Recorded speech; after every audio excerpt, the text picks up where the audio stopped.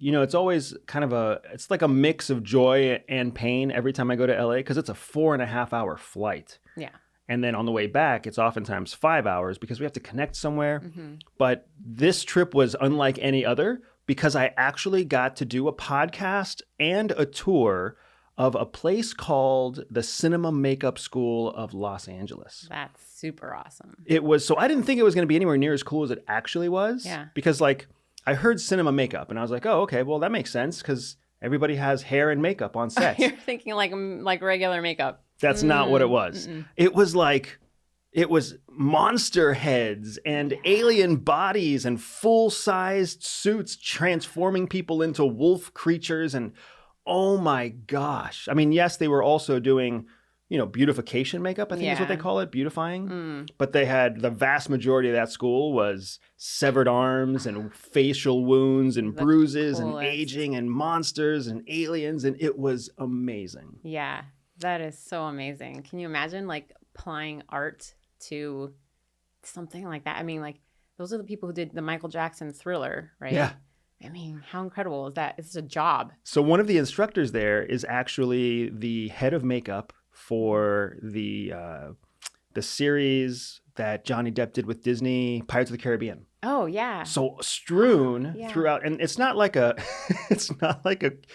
clean white-walled school like we all think of when we think of school or when you think of college or university. Because it's art. It's a giant warehouse with stairs and whatever else, and everywhere is a total wreck. Because it's all art. We've talked about this. Art is messy. Art is messy. So the whole school is like this discombobulated art studio on a gigantic scale. Yeah. But strewn throughout this warehouse art system are like all of these set pieces that were created for Pirates of the Caribbean. So I think it was Pirates of the Caribbean 3. There were these 3 dead, dried up sirens that they found on the beach. Oh, I don't think full-sized sirens, like mermaids / demon / creatures. Yeah. You walk down a hallway, and there they are, just sitting there. That's awesome. Like full-sized, giant, they looked like real creatures. Yeah. Laying there. I went up a set of stairs to go up to the upper level with my tour guide or my host, and there was this like creature, like a demon pig-like batish kind of creature. Yeah. And it was leaning up against a wall, holding a cell phone. And I looked at it and I was like, that's the strangest statue I've ever seen. And then that shit looked at me. That's super awesome. I wish I could have been there. And I totally was like, what the? And I realized it was a student. It was a student in a class. And they walked into their classroom. And I walked into their classroom and there was like 15 students. 15 students sitting in chairs getting their prosthetic faces applied. Monster faces, demon faces, whatever. And then there were another 15 students applying the prosthetics to the 15 students who were receiving it, right? Yeah. And one instructor kind of overseeing the whole thing. It was incredible. It was absolutely like a childhood dream come true that I never in a million years would have expected. That is so cool. What an amazing experience. So next time I get to go.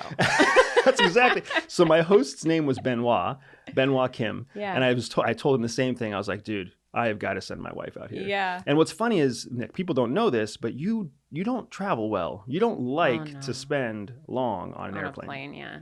But I no kidding, I saw that place and I was like, this is worth all the pain that Jihi would endure. Oh yeah. To come see this. Yeah. Do they have like a short course?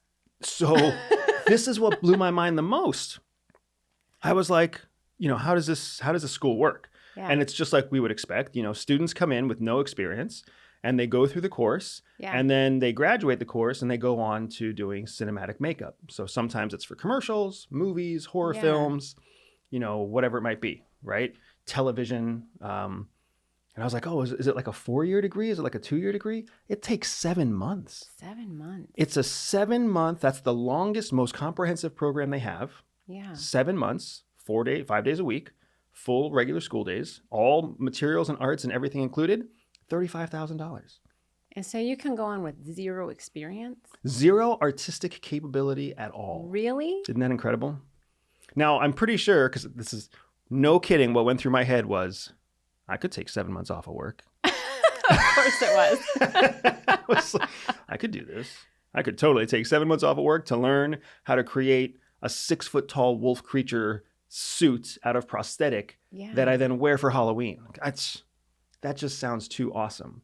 You know, I'm so curious because oftentimes art schools require you to have like a portfolio and to audition and be accepted that way. So I've always thought of art, and maybe other field. I mean, I probably honestly all fields as, you know, a skill versus talent, right? Like in theory, everybody can learn the skill, right? I guess I could learn the skill in 7 months. I mean, they're obviously teaching people, but how much talent do you really need behind it to be successful? Like, would I be as successful as somebody who has been, you know, our kids who make art every single day, right? Who are clearly artistic. Yeah.